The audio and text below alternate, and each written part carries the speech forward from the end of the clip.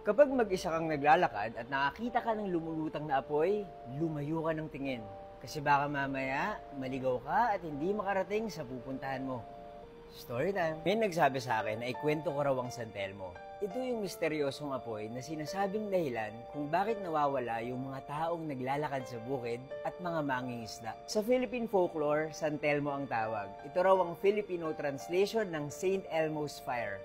Pero ano nga ba ang San Telmo at bakit kinakatakutan to ng mga tao? Ako nga pala si Buji at mahilig ako mag-storytime. Kung di nyo pa ako pina-follow follow nyo na ako. Isang madilim na gabi, may naglalakad na lalaki sa palayan. Alam naman yung daan kaya hindi to problema. Kaya lang, bigla siyang may napansin na apoy sa kalagitnaan ng bukid. Nakalutang yung apoy at akala niya nung una ay kaibigan niyang may hawak na gasera.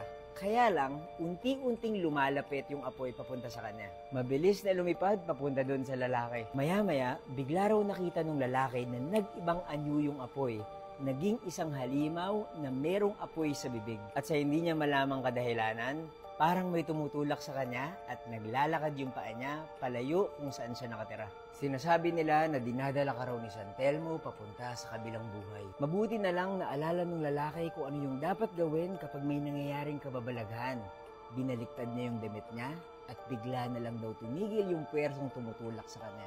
Sa sobrang takot niya, kumari pa siya ng takbo papunta sa bahay niya. Ang sabi, San Telmo raw ang naengkwentro niya. Ang sabi sa Philippine folklore, ang mga San Telmo raw ay mga kaluluwang naghihiganti sa mga buhay.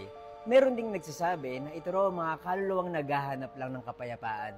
Madalas daw silang nagpapakita sa mga palayan o sa lugar na merong tubig kagaya ng ilog at dagat. Sa science, ang Saint Elmo's Fire ay malayo sa San Telmo ng Philippine folklore. Ito ay ang mga bluish or greenish na ilaw na nagpapakita sa tuktok ng mga matutulis na bagay tuwing may thunderstorm. Totoo man o hindi, madaming tao ang gustong makakita ng San Telmo. Kayo, gusto nyo ba?